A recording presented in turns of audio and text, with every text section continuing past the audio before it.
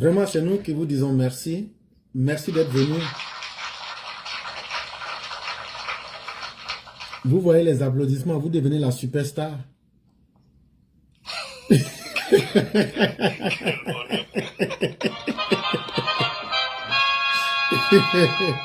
Accompagné de fanfares, bien sûr. Quel honneur. Vraiment. Le plus silencieux aujourd'hui. Ah ouais. Mais c'est que je ne te dis pas. Ils sont en train de te corrompre pour que tu deviennes un PV vraiment actif. Mais vraiment, je tenais à vous dire merci. Je tenais à vous dire merci. Merci pour ce que vous avez dit. Et dans tout ce que vous avez dit, vous avez posé une question. Mais en réalité même, avec toutes les carences que ces gens-là ont, qu'est-ce qu'ils recherchent dans la politique ivoirienne? Et c'est une question qui est extrêmement importante. Pour la simple et bonne raison que à partir de cette question-là, ce que ça va nous permettre de comprendre, c'est l'aspect négatif. Je dirais même l'involution, c'est-à-dire l'anti-progrès. Et le retard même que la Côte d'Ivoire doit prendre là, c'est le côté néfaste même que ces opposants-là incarnent. Et je prends un exemple à travers ce que vous avez dit. Quand tu es chez les musulmans, je ne sais pas de quelle religion vous êtes, mais je vais faire un syncrétisme, je vais mélanger les deux, l'islam et le christianisme, à travers deux concepts fondamentaux. En christianisme, on parlera des 7 péchés capitaux. Ça veut dire les 7 péchés les plus graves. Mais chez les musulmans, on parlera pratiquement d'une dizaine qu'ils appellent les péchés majeurs ou les kabaïr. Mais toujours est-il que quand même, ces opposants-là partagent toutes ces caractéristiques. Par exemple, chez les musulmans, on dit de ne pas associer quelqu'un à Dieu.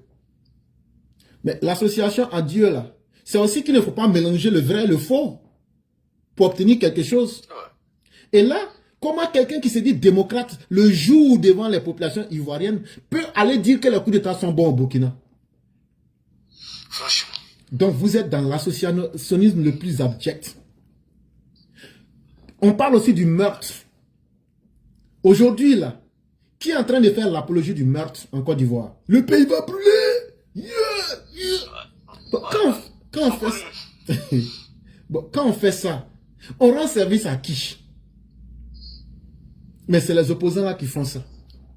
Ils sont encore dans la sorcellerie.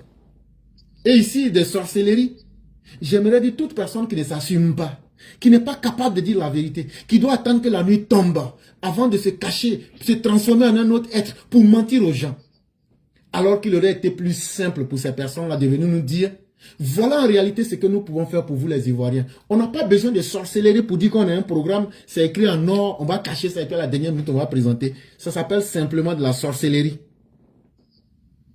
On dit aussi ceux qui refusent la prière aussi. Je suis dans les péchés capitaux musulmans. Mais la prière c'est quoi? Contrairement à ce que beaucoup de musulmans pensent, la prière c'est pas seulement le fait de faire les 5 prières que vous faites là. Non, la prière va au-delà. Et c'est pourquoi on vous parle du thème azikr. Ça veut dire le rappel au Créateur, la conscience de la présence de Dieu. Chaque fois que dans ta conscience, tu es présent de la conscience de Dieu, tu es en train de prier. C'est aussi simple que ça. Et même les 5 prières que vous faites là, si tu n'es pas concentré là, tu n'as fait que faire de l'exercice sportif. C'est le petit moment où tu es concentré là. C'est ça qui est le bénéfice de ta prière. Et donc plus tu es concentré, plus tu auras un bénéfice. Maintenant, il y a des gens eux-mêmes là, qui ne sont même pas conscients, même ne serait-ce que d'un petit peu de la conscience de Dieu dans ce qu'ils font. Regardez le comportement de ces opposants-là. Ils agissent comme si ils n'ont pas fait du mal à quelqu'un. Ils agissent comme si leurs actes là, ça ne pénètre pas les autres. Ils s'en foutent. Ils n'adorent même pas l'humain qui est envoué à moi. Est-ce que cela peut aimer Dieu et l'adorer? Imaginez quelqu'un qui change de religion en fonction de ses intérêts. Quand il sait qu'il peut manipuler les catholiques, il devient l'ami des catholiques. Quand il sait qu'il peut manipuler les évangélistes, il devient leur ami. On parlera d'un autre péché capital, le refus de s'acquitter de la zakat. La zakat ici, dans le christianisme, on va appeler ça la dîme. Mais en réalité, qu'est-ce que la zakat représente? Ici, tu ne peux faire la zakat que quand tu as le pouvoir de le faire. C'est-à-dire que sur une année, par exemple, j'avais 10 000. Sur une année, j'ai travaillé dans les 10 000 et j'ai pu faire des bénéfices. Donc, j'ai obligation de faire la zakat là. Mais au-delà de l'aspect physique, qu'est-ce que ça représente? Ça veut dire qu'un homme, il faut toujours se souvenir que tu dois donner quelque chose. C'est sur ce sens-là ici que je veux prendre la zakat. Quel que soit ce que tu as été, eux aujourd'hui là, c'est eux qui devraient donner la zakat, mais c'est nous la population, c'est nous qui leur donnons notre zakat. Ça veut dire c'est nous on paye les impôts, on prend nos impôts, et vous là, les enfants des riches là, vous on vous nourrit avec ça, et vous voulez nous maltraiter pour ajouter dessus. Et un autre encore, c'est le fait de ne pas observer le jeûne du Ramadan. Parce qu'il y a plusieurs types de jeûnes, mais on parle ici du jeûne du Ramadan. Ici, simplement, l'exemple et la signification que je veux. Le jeûne en lui-même, ce n'est pas le fait de rester sans nourriture. Sinon, les gens même qui n'ont pas accès à ça naturellement, eux là, on pourrait dire qu'ils sont en train de jeûner déjà. Non, mais il y a une volonté de vouloir renaître en soi-même. Quand on jeûne, c'est comment expérimenter une nouvelle réalité pour essayer de combattre nos penchants, pour faire renaître et aiguiser notre esprit à nouveau. Mais lequel de ses opposants a appris quelque chose de ses propres erreurs, ou bien même des exemples que le président Ouattara donne? Zéro. On aurait pu partir, si on est toujours en islam, parler du pèlerinage. Le pèlerinage chez les musulmans, c'est quoi? C'est la capacité d'aller découvrir ce que le monde a été. Ça veut dire le prophète qu'on a toujours pensé qu'il était l'envoyé de Dieu, il a fait ceci. C'est une expérience pour aller se connecter à la réalité, le passé. Et lorsque vous revenez là, vous devenez quelqu'un de nouveau pour vous propulser vous-même. Là, vous n'avez plus besoin de ce qu'on vous avait dit dans les livres. Vous dites maintenant, j'ai vu et j'ai cru. Et c'est pourquoi l'appel d'Abraham dit, j'ai entendu et j'ai obéi. Mais c'est un peu plus profond. J'ai vu moi-même maintenant. Comme j'ai été appelé là, je suis venu, j'ai vu. Donc après que j'ai vu là, je vais tracer ma propre voie. Donc là, ça ne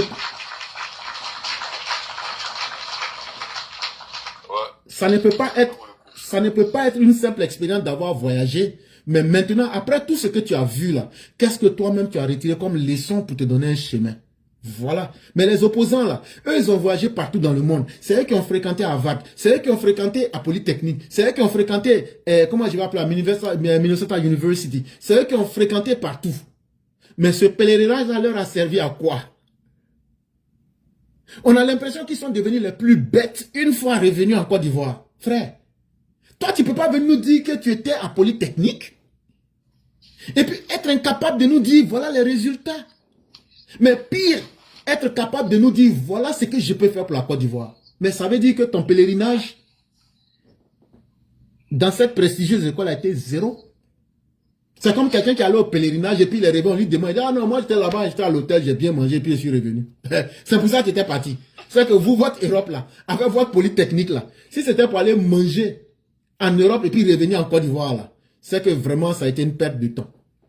Et surtout, manquer à ses devoirs vis-à-vis de ses parents. L'islam considère ça comme un péché majeur. Quels que soient vos parents, vous ne devez pas être leur juge. Quel que soit ce que sont vos parents, vous ne devrez pas les abandonner. Quel que soit ce que sont vos parents, vous ne devez pas les insulter. Est-ce que Tidjam Thiam n'a pas dit que son papa, que c'est un bordel? Cher frère, si je mens, il faut dire devant tout le monde tu mens. Il a écrit ça, lui et puis ses frères ils ont écrit dans une lettre que leur sœur, Anna Rose là, que c'est une fille adultérine de leur papa. Ça veut dire leur papa a commis l'adultère pour avoir l'enfant là. Toi, c'est quel enfant tu es? Tu vas manquer de devoir à tes parents jusqu'à leur dire que ton papa est un bordel. Et toi, tu veux venir nous diriger, nous qui avons respecté nos parents, pour que nous on apprenne à ne pas respecter nos parents. On ne te veut pas.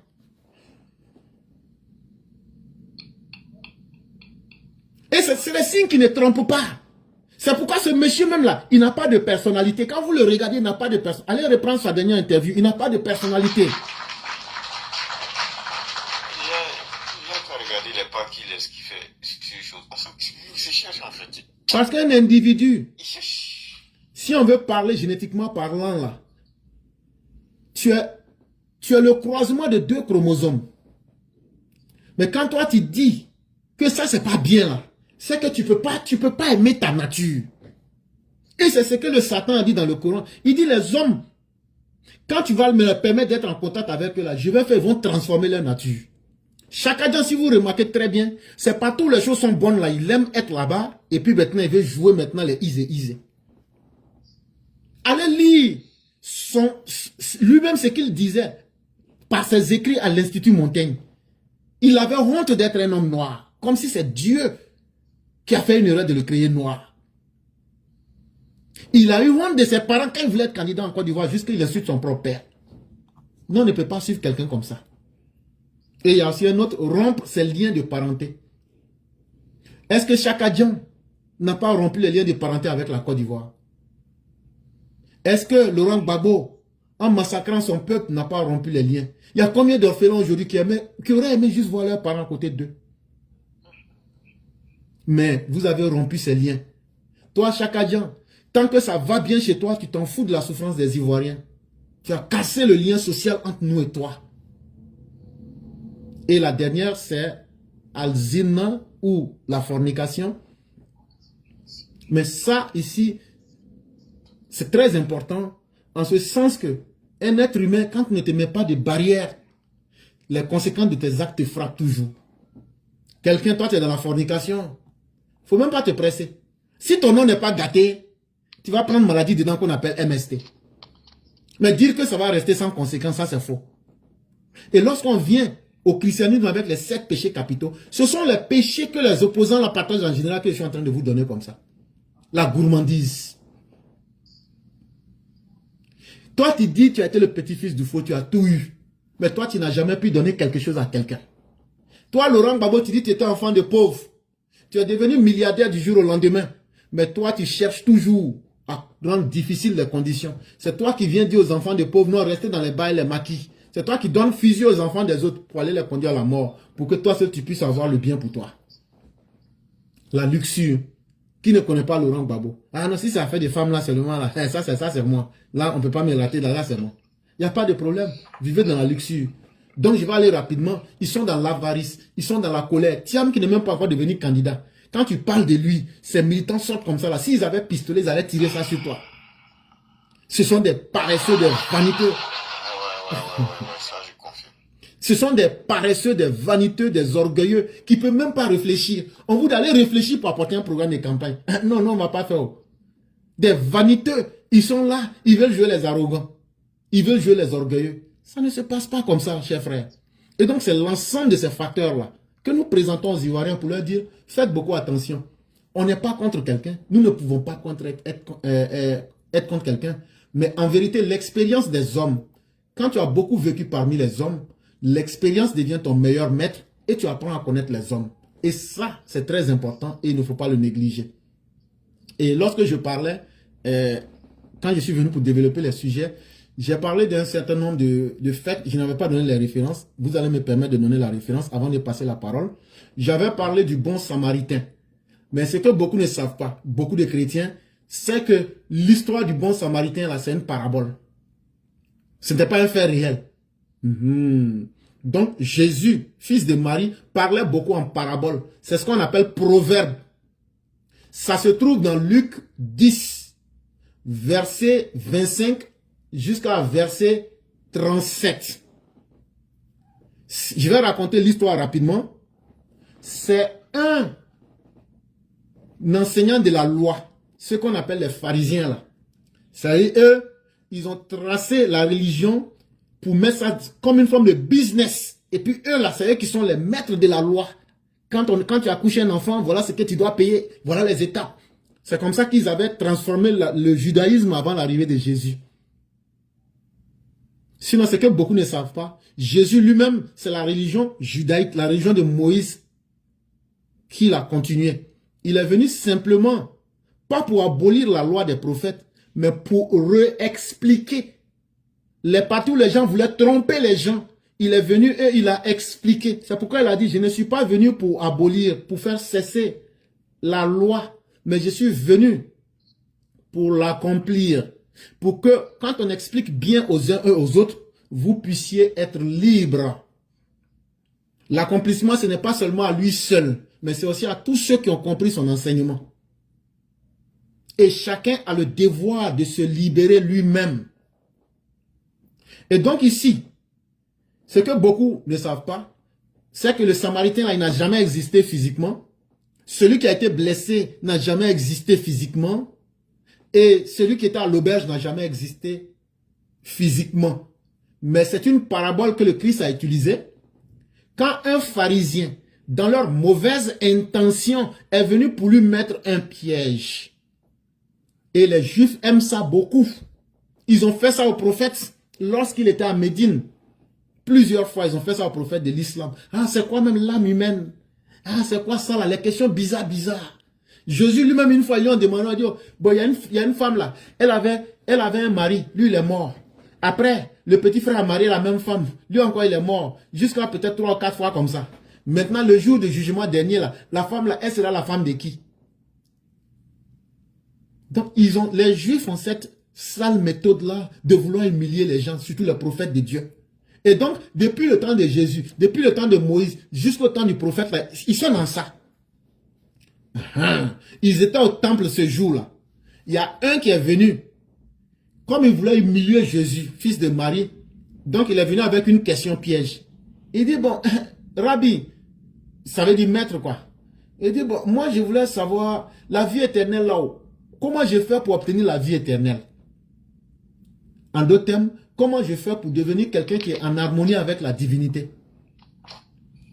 Et comme Jésus n'est pas venu pour abolir la loi des prophètes, il pose la question aux pharisiens là. Qu'est-ce qui est écrit dans la loi? Tu veux la vie éternelle, non? Qu'est-ce qui est écrit dans le livre de la loi? Le livre de la loi là, c'est le livre de Moïse. Et il lui pose une deuxième question. Comment la comprends-tu? Qu'est-ce que quelqu'un qui veut obtenir la vie éternelle là, qu'est-ce que l'écriture dit? Qu'est-ce que la loi dit? Et puis, dans ce qui est écrit là, comment toi-même tu as compris ça?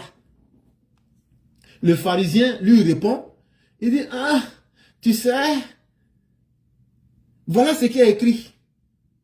Tu aimeras le Seigneur ton Dieu de tout ton cœur, de toute ton âme, de toute ton énergie et de toute ta pensée et ton prochain comme toi-même. Il dit, si tu veux avoir la vie éternelle, c'est écrit dans le livre de Moïse. Dieu là, faut pas t'amuser, c'est pas ton camarade. Dieu là, tu peux pas le tromper, faire semblant de dire aux gens, je suis fond de toi, je t'aime beaucoup, et puis être dans un double jeu avec lui. Parce que là, Dieu là, lui comprend ton cœur, il comprend ton âme, et il comprend ta pensée. Donc là, faut pas le tromper. Ça, c'est la première loi qu'il faut appliquer. Et la deuxième loi, traite ton prochain comme toi-même. Ça veut dire, toi, vision plus là. Si je dis que je vais être quelqu'un de bien là, c'est que je n'aime pas que tu me fasses là. Je ne dois pas aussi te faire la même chose. C'est le pharisien qui dit ça à Jésus. Jésus dit, ah oui, tu as bien répondu. Il dit, donc ce que je vais te dire, fais cela et tu auras la vie éternelle. Cette partie de l'histoire est une histoire vraie. Parce que ceux qui se sont parlés, on peut vous donner les noms. Et exemple, je vous ai donné le nom de Jésus. Je vous ai dit que ça s'est passé au temple. Je vous ai dit que l'individu était un pharisien. Mais personne ne pourra vous donner le nom de l'homme qui est descendu à Jéricho. Il a quitté Jérusalem pour aller à Jéricho. Cette deuxième partie, à partir du verset 30 pour descendre là, ça c'est ça la partie qui est proverbe là. Jésus lui dit, ce que je t'ai dit d'aller accomplir là, il faut aimer Dieu et il faut traiter chaque être humain comme tu aimerais qu'on te traite. Et en plus de la réponse, c'est là maintenant que Jésus vient lui donner la parabole. Il dit, je vais te donner une histoire pour que tu comprennes très bien ce que je t'ai dit là. Pour ne pas que tu viennes me parler comme de la vache. Surat al-Baqarah. Là-bas, on aurait pu expliquer, mais on ne va pas mélanger les histoires. En réalité, dans la Surat al-Baqarah, qui est dans le livre des musulmans, les mêmes juifs avaient tué quelqu'un. Quand ils ont fini de tuer la personne là, ils étaient en train de jouer, ils ont commis un crime et en même temps, ils veulent accuser les gens injustement. Ils disent donc, on ne sait pas qui a tué. C'est là maintenant, on leur a dit, bon, allez chercher une vache pour venir. Quand on dit d'aller chercher vache là, il dit, ça n'a qu'à être bœuf son garçon, mais son femme. Ça n'a qu'à être son petit, mais son gros. Ça n'a qu'à être son blanc, mais ça n'a qu'à être son noir. Ça n'a qu'à être son jaune, mais ça n'a qu'à être son rouge. Ça n'a qu'à être comment. Hey, on dit, comme vous voulez difficulté là, allez chercher une vache. Allez chercher une vache. Quand ils ont apporté là, on dit tuer la vache là. Déposer la vache là. Quand ils ont déposé là, on dit déposer le corps qu'elle a là. Regardez le corps là. De la manière la vache là va pourrir là. Si vous prêtez attention là, les mêmes détails là, vous allez savoir. Donc tous ceux qui étaient là à un moment, ceux qui ont prêté attention aux détails là, vous allez voir le processus du pourrissement là. Ça va vous du bœuf là, ça va vous expliquer le processus du pourrissement de l'être humain là. Et vous allez savoir ceux qui étaient là en ce moment, c'est parmi eux que vous aurez les criminels. Est-ce que la médecine légale n'utilise pas ça aujourd'hui? Et donc, il dit au monsieur, comme on se connaît, on est un juif là. On sait que vous êtes très de mauvaise foi. Je vais te réexpliquer ça. Un jour, il y avait un monsieur, il quittait Jérusalem pour aller à Jéricho. Et puis il a été attaqué par les bandits, par les brigands. Ils l'ont déshabillé, ils l'ont frappé. Et ils l'ont tellement frappé que le monsieur était dans le coma. Et donc, au même moment, il y a quelqu'un d'autre qui descendait. Mais lui, c'était un Samaritain. Ça veut dire ici, le terme Samaritain, là, c'est les gens qui ne croient pas en Dieu. Mais cet homme-là, ce Samaritain qui ne croyait pas en Dieu, quand il a vu le monsieur qui a été frappé, déshabillé, presque mis dans le coma, là, son cœur lui a parlé. Son cœur a pris la compassion. Il s'est approché de l'homme qui était blessé. Il a soigné avec de l'huile et du vin. Et il a couvert toutes ses blessures. Il avait un âne. Il a pris le monsieur sur son âne. Il allait dans une auberge. Il dit, tu vas rester ici pour guérir un peu.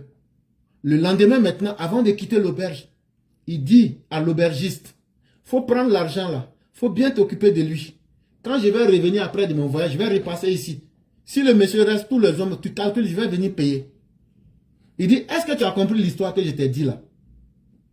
Il dit, Jésus lui dit, si tu as bien compris la parabole que je viens de te dire, il dit, bien avant le Samaritain là, il y avait un Lévite. Il y avait un Lévite.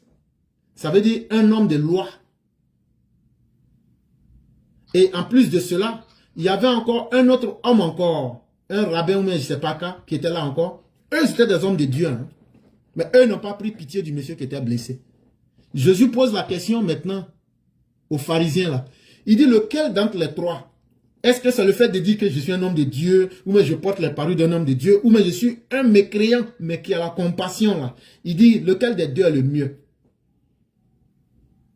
Et Jésus lui dit, c'est celui qui a eu compassion.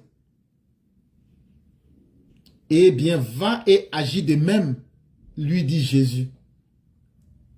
Mais ce qui est intéressant, c'est cette même relation qu'on retrouve dans Matthieu 12, verset 46 à verset 50.